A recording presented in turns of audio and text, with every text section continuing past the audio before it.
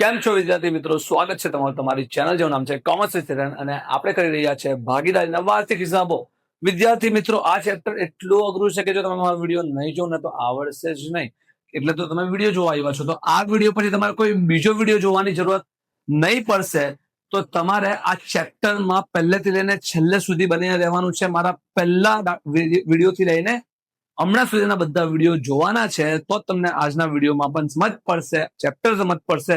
અને બોર્ડ એક્ઝામમાં તમારે પૂરેપૂરા માર્ક્સ એટલે કે 11 માંથી 11 માર્ક્સ આ ચેપ્ટરમાં લાવવા હોય તો આ વિડીયોને, આ ચેપ્ટરને મિસ નહીં કરતા. તો જ તમારા બોર્ડ એક્ઝામમાં 11 માંથી 11 માર્ક આ ચેપ્ટર લાવીને આપશે. કેમ કે બોર્ડમાં પાસ થવા માટે તમને 33 માર્ક જોઈએ, અને 33 માંથી 11 માર્ક્સ તો આ એક જ ચેપ્ટર લઈને આવશે. તો આ ચેપ્ટરને કન્ફર્મ એટલું સારી રીતે કરીને જવાનું કે આપણું એક પણ વસ્તુ ખોટી નહીં પડે. તો ચાલો શરૂ કરીએ આપણે આજનો વિડીયો. અને આજે આપણે ગણવા જવાના છે આપણે સ્વાધ્યાયનો દાખલા નંબર 16. સ્વાધ્યાયનો દાખલા નંબર 16. અને સ્વાધ્યાયના દાખલા નંબર 16 માં આપણે આજે દાખલો ગણીશું, જેમાં નીલા અને શીલાનું આપણને આપેલું છે. દાખલામાં આપણને ચાલુ ખાતા કશે પણ આપેલા નથી, એટલે કે આપણે આમાં મૂડી ખાતા જ બનાવવાના છે. જેમાં મૂડી ખાતા બનાવવાના હોય એને સ્થિર મૂડી ખાતાની પદ્ધતિ કહેવાય. જેમાં મૂડી ખાતા બનાવવાના હોય એને આપણે અસ્થિર મૂડી ખાતાની પદ્ધતિ કે પછી એનું બીજું નામ શું છે? હંગામી મૂડી ખાતાની પદ્ધતિ કહેવાય. અને જેમાં ચાલુ ખાતા આપેલા હોય એને કહેવામાં આવે સ્થિર મૂડી ખાતાની પદ્ધતિ. એ આપણે ઓલરેડી અગાડીના વિડીયોમાં કવરઅપ કર્યું છે. તો ચાલો આજે આપણે અગાડી વધીએ છીએ સ્વાધ્યાયનો દાખલા નંબર 16. સ્વાધ્યાય દાખલા શરૂઆત કરીએ છીએ. આપણે દાખલામાં શું લખેલું છે પહેલા તો આપણે એનું વાંચીશું. શું પહેલા તો આપણે એની રકમ વાંચીશું. રકમમાં લખ્યું છે નીલા અને શીલા મૂડીના પ્રમાણમાં નફો નુકસાન વેચતા ભાગીદારો છે. શું લખ્યું છે આમાં? કે નીલા અને શીલા મૂડીના પ્રમાણમાં નફો નુકસાન વેચતા ભાગીદારો છે. એટલે કે આમાં નફા નુકસાનનું પ્રમાણ નથી આપ્યું, પણ મૂડીનું જે પ્રમાણ હશે એ જ નફા નુકસાનનું પ્રમાણ હશે. સર, મૂડીનું પ્રમાણ કેવી રીતે નીકળે? તો દાખલામાં તમને જે મૂડી આપેલી હોય, પહેલા તો એ મૂડી અહીંયા હું ખાલી તમારા ગણતરી માટે અહીંયા લખું છું મૂડીના પ્રમાણ માટે, કેમ કે મૂડીનું પ્રમાણ એ જ આપણું નફા નુકસાનનું પ્રમાણ છે એવું આણે કીધું છે. તો મૂડીનું પ્રમાણ આપણને કયું આપેલું છે? મૂડીનું પ્રમાણ એટલે મૂડી આપણને આપેલી છે 1,50,000. નીલાની મૂડી અને શીલાની મૂડી. નીલાની મૂડી આપણને આપેલી છે 1,00,000 રૂપિયા અને શીલાની મૂડી આપેલી છે આપણને 50,000 રૂપિયા. તો આનું પ્રમાણ કાઢવા માટે શું કરવાનું? કઈ નહીં કરવાનું. પહેલા તો બંનેમાં જેટલા ઝીરો હોય એને ઉડાઈ નાખવાનું. જેટલા ઝીરો એટલે બંનેમાં સરખા સરખા હોવા જોઈએ. જેમ કે શીલામાં 4 છે અને આમાં 5 છે, તો આમાં 5 ઝીરો નહીં ઉડે, 4 ઝીરો ઉડે.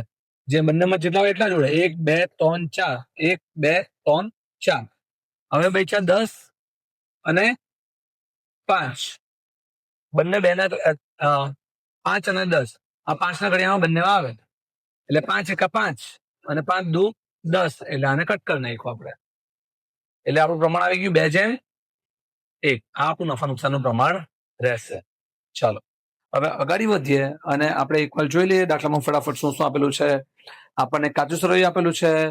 એમાં નીલાની મૂડી ઉપાડ, શીલાની મૂડી ઉપાડ, વેપારી ગ્રાહકો, માલ પરત, હુંડીઓ, રોકડ બેંક, ગાલખત અનામત, ખરીદી વેચાણ, મજૂરીના બાકી દેવા, મશીનરીનો ઘસારો, ફર્નિચર, શરૂઆતનો સ્ટોક, અગાઉથી ચૂકવેલ વીમો, પગાર, વીમા પ્રીમિયમ, ભાડું અને કરવેરા, જાહેરાત ખર્ચા, પાઘડી, ભાડા કટપટાનું મકાન અને લીલાની લોન 8%. ઓકે, કઈ નવું નથી આમાં. હવાલાની વાત કરીએ તો હવાલો છે પેલા આખર સ્ટોકનો છે, પછી મૂડી પર વ્યાજ ગણવાનું છે, પછી ઉપાડ પર વ્યાજ વસૂલ કરવાનું છે, દેવાદાર પર ગલખત અનામત કરવાની છે, હિસાબી વર્ષના અંતે ખર્ચા ચૂકવવાના બાકી છે, મશીનરી પર ફર્નિચર પર ઘસારો ગણવાનો છે. એકદમ ઈઝી હવાલા છે, એકદમ ઈઝી. ચાલો આપણે હવાલા સોલ્વ કરવા પહેલા આપણે તો ભાગીદારોની મૂડી અને ઉપાડ સ્ટાર્ટિંગમાં લખી દઈએ છે. એ રીતે લખી દેવાનું. આપણને મૂડી ખાતામાં મૂડી લખી દઈએ. મૂડી લખાય મૂડી ખાતામાં જમા બાજુ, બાકી આગળ લાવ્યા. નીલાની મૂડી આપેલી છે 1,00,000 રૂપિયા અને શીલાની મૂડી આપેલી છે 50,000 રૂપિયા. ઉપાડ આપેલો છે બંનેનો, એ આપણે ઉધાર બાજુ લખી દેવાનું મૂડી ખાતાની. ઉપાડ આપેલો છે નીલાનો 20,000 રૂપિયા અને શીલાનો 14,000 રૂપિયા. એના પછી આપણે આગળ વધીએ તો આપણે હવે એના પછી હવાલા સોલ્વ કરવા જવાના. હવાલા નંબર 1 છે. આખર સ્ટોક 1,10,000 નો છે, જેની બજાર કિંમત 20% વધુ છે. તો બજાર કિંમત 20% વધુ છે એનાથી મને કોઈ લેવા દેવા નથી. આપણે આખર સ્ટોકની ઓછી વાળી કિંમત જ લેવાની હોય, એટલે જે આપેલી છે આપણે એ જ કિંમત લઈશું. આખર સ્ટોક આપણને કેટલો આપેલો છે એને કીધું 1,10,000. તો આપણે આખર સ્ટોકની 2 એન્ટ્રી આપી દઈએ. એક તો મિલકત કહેવાય સ્ટોક, એટલે મિલકત લેણામાં, અને બીજી વેપાર ખાતાની જમા બાજુ. આપણને ખબર છે, અહીંયા હું લખી દઉં છું આખર સ્ટોક 1,10,000 રૂપિયા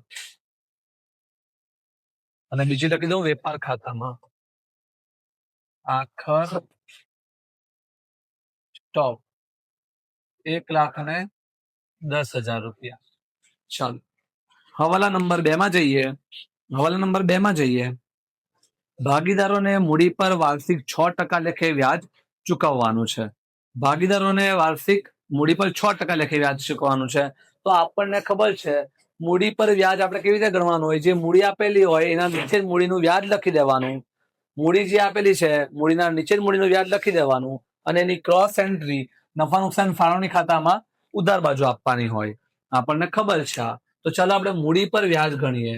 મૂડી પર વ્યાજ પહેલા મૂડી ખાતામાં મૂડીના નીચે લખી દઉં છું. કેટલું આપેલું છે મૂડી પર વ્યાજ ગણવાનું આપણને કીધું છે દાખલામાં એને 6%. તો આ 1,00,000 ના 6% એટલે કે આપણા 6,000 રૂપિયા. 6,000 રૂપિયા. It's 825. It's 825. 10 minutes late you are. 6,000. અને શીલાનું આવશે 50,000ના 6%, એટલે કે 3,000 રૂપિયા. ચાલો એની ક્રોસ એન્ટ્રી આપવાની નફા નુકસાન ફાળવણી ખાતામાં. મૂડી વ્યાજ નીલા અને શીલા 6,000 અને 3,000 એટલે કે 9,000. વિદ્યાર્થી મિત્રો, જ્યારે હવાલો હું સોલ્વ કરતો હોઉં ને તો તમારે સૌ પ્રથમ જ્યારે તમારા સ્ક્રીન પર તમને રકમ દેખાય તો તમારે પહેલા વિડીયોને પોઝ કરીને હવાલો જાતે વિચારવાનો, જાતે કોશિશ કરવાની. પછી તમારે વિડીયોને પોઝ કરીને અગાડી જવાનું. તો તમને ખબર પડે તમે જે વિચાર્યું એ બરાબર હતું કે નહીં. તો વિડીયોને જરાક પોઝ કરીને હવાલાની એન્ટ્રી જાતે વિચારવાની અને એના પછી અગાડી વધવાનું.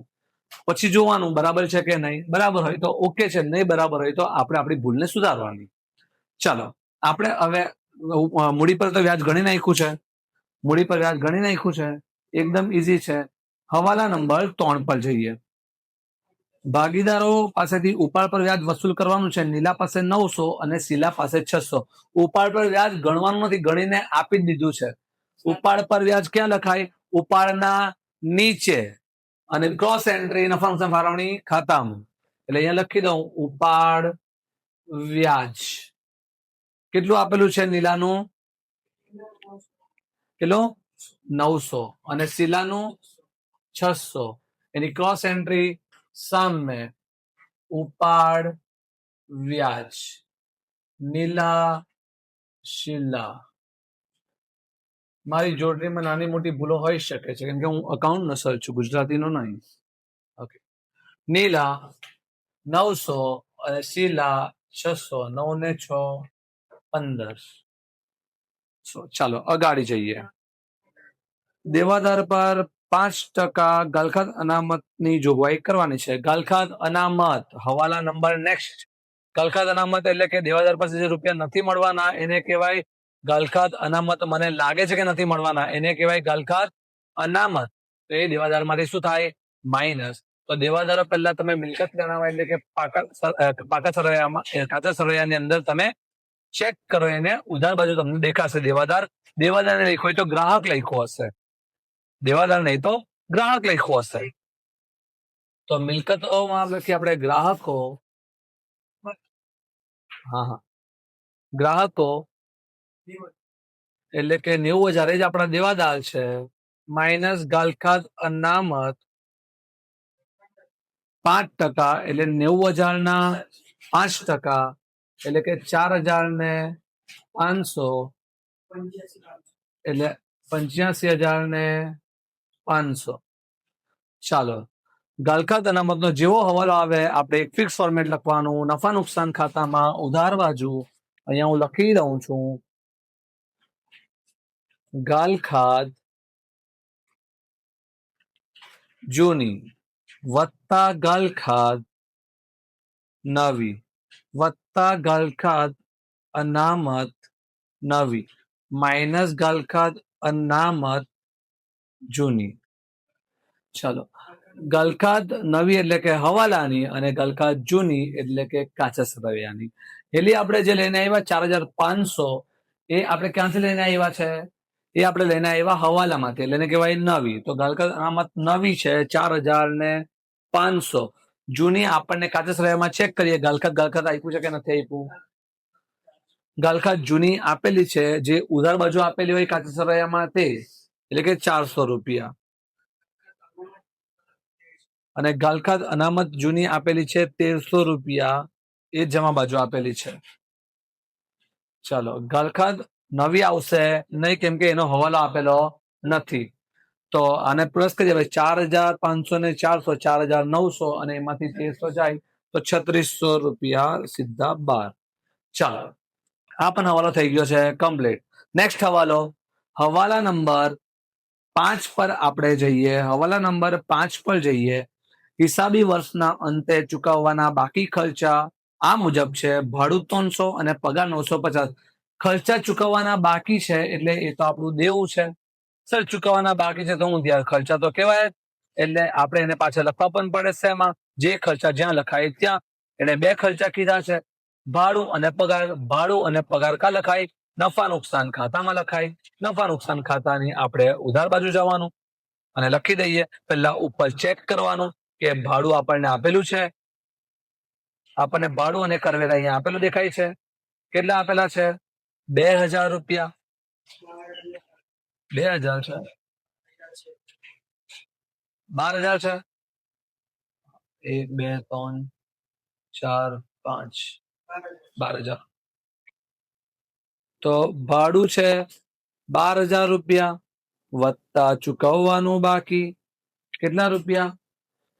ચૂકવવાનું કેટલું બાકી? 300 એટલે 12,312 લખીશું. પછી વાત કરીએ એને પગારની.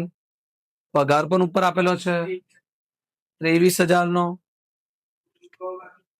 વત્તા ચૂકવવાનો બાકી 950 એટલે 23,950. ચૂકવવાનું બાકી બદલે આપણું દેવું કહેવાય, એટલે બીજી એન્ટ્રી મૂડી દેવામાં જઈને આપી દેવાની.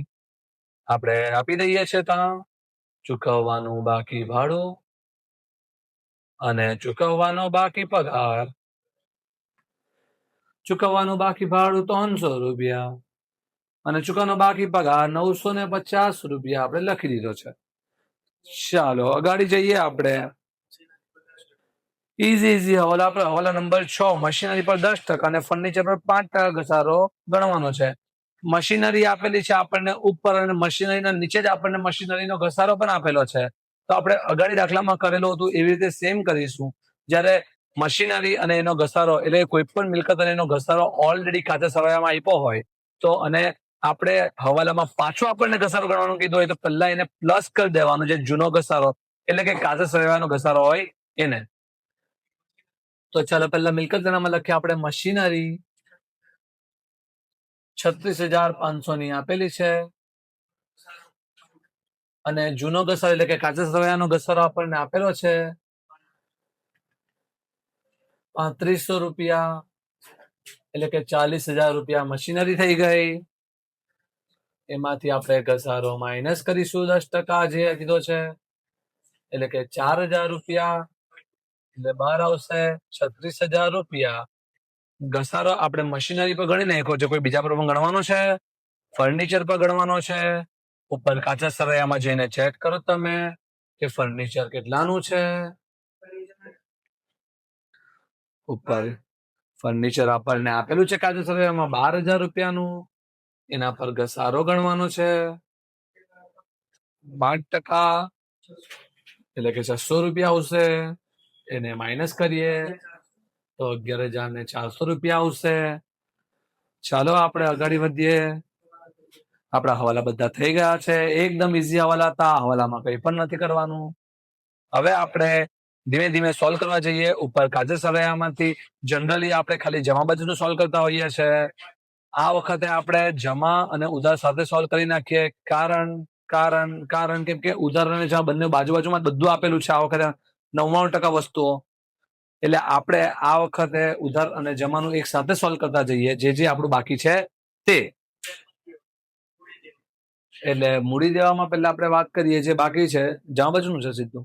અગાડ પણ બોલો ખાઈ ગયું. ભૂલ નહીં પડો હે. જો ફોટો પડે તો આખો આટલો ઓછો પડે મારો. હા, તો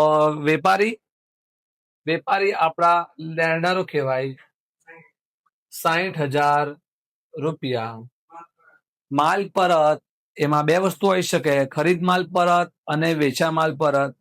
તો જો એકવાર પહેલા આપણે ખરીદી અને વેચાણ શોધી લઈએ. દાખલામાં આપ્યો હોય તો ખરીદી તમને આપેલી છે. વેપાર ખાતામાં ઉધાર બાજુ લખી દઉં. ખરીદી કેટલી છે? 1,40,000 અને વેચાણ જમા બાજુ લખી દઉં 2,60,500. હવે મને ઈઝી પડે કેમ કે ખરીદી ઉધાર હોય તો ખરીદ માલ પરત જમા વાળું હોય, અને વેચાણ જમા બાજુ હોય તો વેચાણ પરત ઉધાર બાજુ હોય. એટલે ઈઝી પડે. તો ખરીદ પરત આપણે લખીએ. પહેલા ખરીદીમાંથી માઇનસ કરીએ. ખરીદ પરત કે હા, એટલે કે એક જમા બાજુ છે ને, ખરીદ પરત જમા બાજુ છે ને. હા, 3,000 રૂપિયા. 1,07,012 અને વેચાણ પરત કેટલા? 2,000 રૂપિયા. એટલે કે 2,58,500. ચાલો અગાડી જઈએ. હુંડીઓ, એમાં દેવી હુંડી હોઈ શકે અને લેણી હુંડી હોઈ શકે. હુંડીમાં દેવી હુંડી દેવું કહેવાય અને લેણી હુંડી એ લેણું કહેવાય. દેવું જમા બાજુ હોય અને લેણું ઉધાર બાજુ હોય. એટલે તમે એ હિસાબે મને જોઈને કેવું. લેણી હુંડી મિલકત કહેવાય. એને લખી દઉં મિલકત લેણામાં 15,000.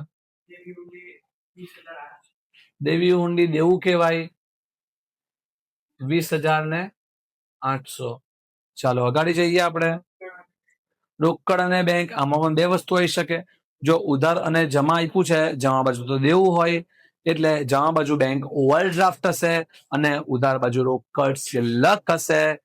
તો આપણે લખી દઈએ રોકડ શિલ્લક એટલે મિલકત. રોકડ શિલ્લક કેટલી છે? 1,000 છે. બેંક શિલ્લક એટલે બેંક ઓવરડ્રાફ્ટ આપણું દેવું કહેવાય 14,000 રૂપિયા, જે જમા બાજુ લખેલું છે. અગાડી જઈએ. મજૂરી અને મજૂરીના બાકી દેવા. તો મજૂરી આપણો ખર્ચો છે અને મજૂરીના બાકી દેવા એ આપણું દેવું છે. ખર્ચો ઉધાર બાજુ હોય અને મજૂરીના બાકી દેવા એ જમા બાજુ હશે. તો એ હિસાબે તમે મને કહો કે મજૂરી કેટલી છે અને મજૂરીના બાકી દેવા કેટલા છે. મજૂરી છે આપણી ઉધાર બાજુ, એટલે કે 35,000, અને મજૂરીના બાકી દેવા એ દેવું છે, ચૂકવવાની બાકી મજૂરી કેટલા? 2,000 રૂપિયા. ચાલો શરૂઆતનો સ્ટોક કા લખાય? વેપાર ખાતાની ઉધાર બાજુ. શરૂઆતનો સ્ટોક 46,100. અગાડી જઈએ. અગાઉથી ચૂકવેલ વીમો એ આપણી મિલકત કહેવાય. એટલે મિલકત લેણામાં અગાઉથી ચૂકવેલ વીમો કેટલા રૂપિયા? 200. 200. ઠીક છે, ચાલો. પગાર આપણે ઓલરેડી લખી દીધો છે. વીમા પ્રીમિયમ લખાઈ નફા નુકસાન ખાતાની ઉધાર બાજુ. વીમા પ્રીમિયમ 2000. ભાડું અને કરવેરા એ લખાઈ દઉં છે આપણું. એના પછી અગાડી જઈએ. શું જાહેરાત ખર્ચ એ ખર્ચ કહેવાય, નફા નુકસાનમાં લખાશે. જાહેરાત ખર્ચ કેટલો? 29. હા, ચાલ ભાઈ, ચાલો ધુરાજ.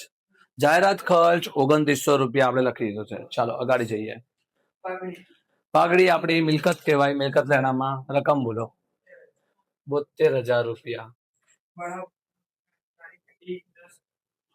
ભાડાપટ્ટાનું મકાન. આ હવાલો જરાક શાંતિથી કરવાનો છે વિદ્યાર્થી મિત્રો, જરાક ધ્યાનથી સમજજો. ભાડાપટ્ટાનું મકાન અને ભાડાપટ્ટાના મકાનમાં તમને લખેલી છે તારીખ. તારીખ પે તારીખ, તારીખ પે તારીખ. ભાડાપટ્ટાનું.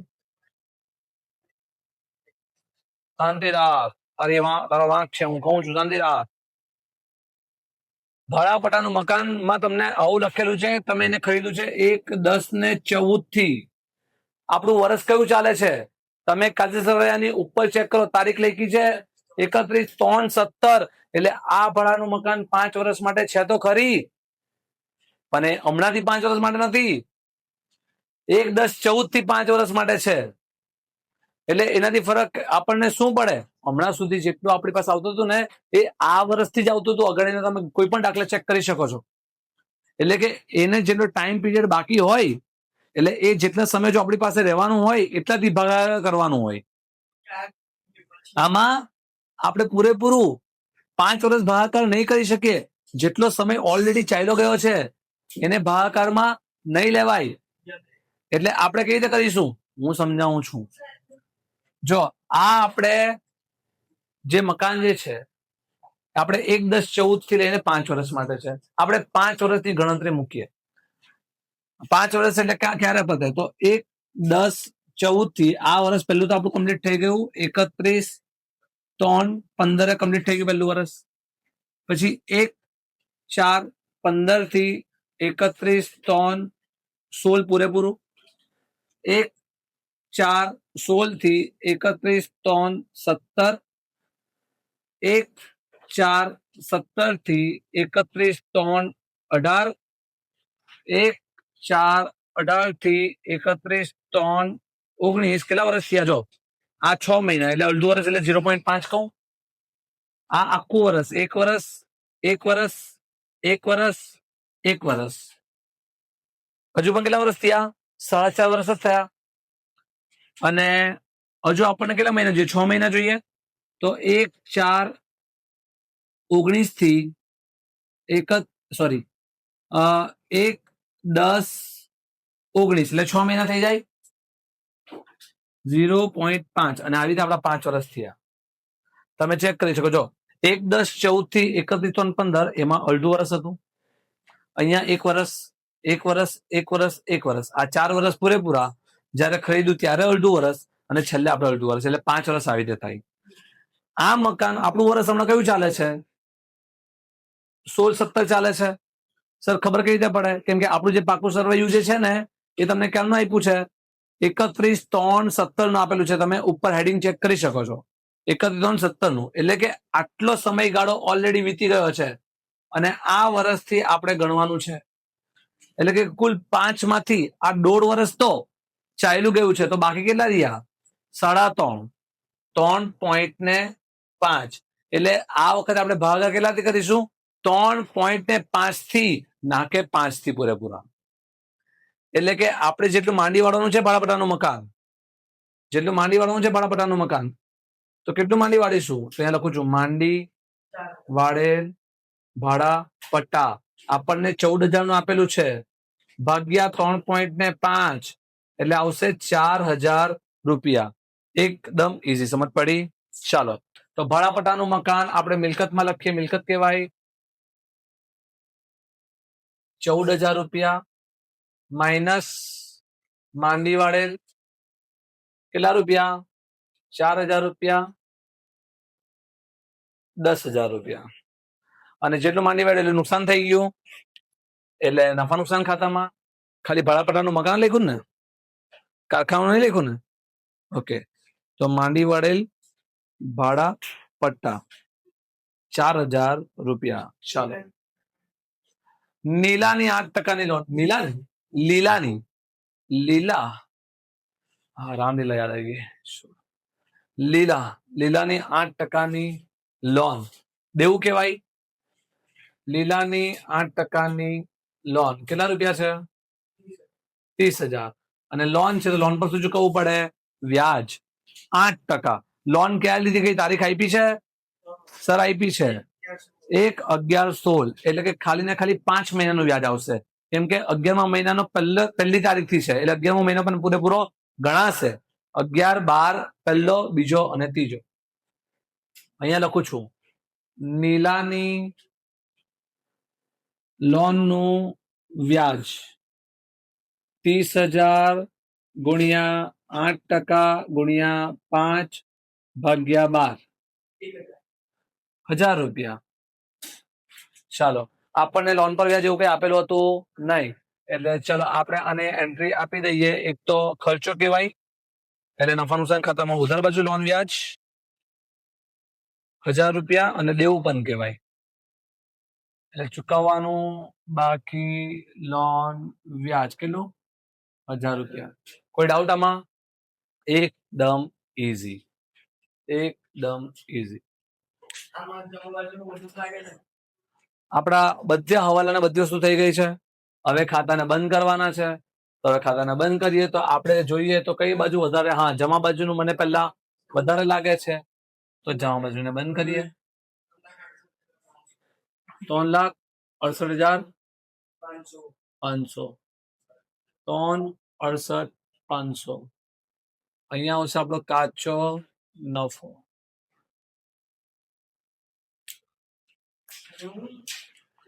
કલાક કરે તું તો 1,00,000 ધીમો કાચો નફો. હા, જમા બાજુ વધારે લાગે છે મને. આ બધું બહાર જ છે.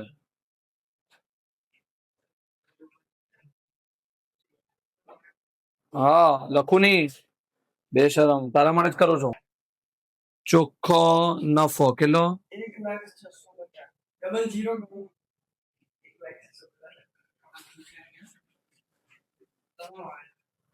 હા, ચોખ્ખો નફો 1,06,50.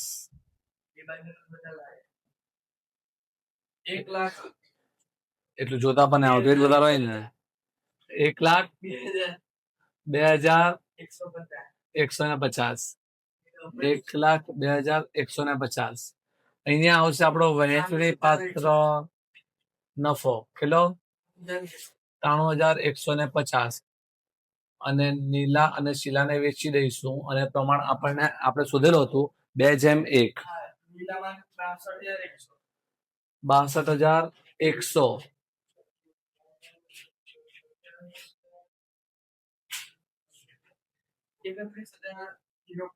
31,050. એને 31,050 કહેવાય. વાંચતા પણ ના આવડતું. હા, વાંચતા પણ ના આવડતું. વહેંચણી પાત્ર નફો 62,100 અને 31,050 ક્રોસમાં લઈ જવાનું આપણે. ચાલો, આપણે નીલા અને શીલાને બંધ કરીએ. આપણે એટલે નીલા અને શીલાના મૂડી ખાતાને બંધ કરીએ. 1,68,100. જમા બાજુ વધારે છે, બંને બાજુ લખી દેવાનું. અને બાકી એની આવે છે 1,47,200. બાકી આગળ લઈ ગયા 1,47,200.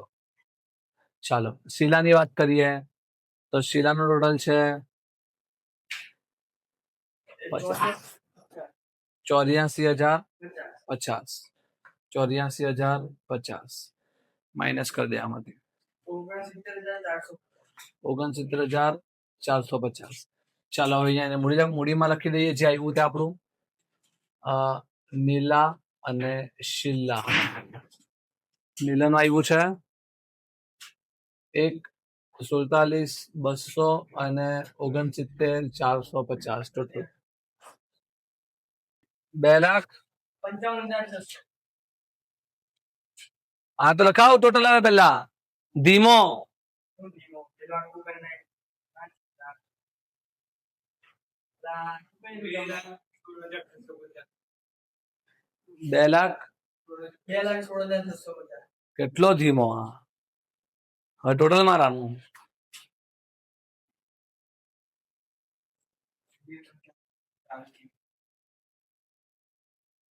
2,55,600 પક્કો મને ડાઉટ લાગે છે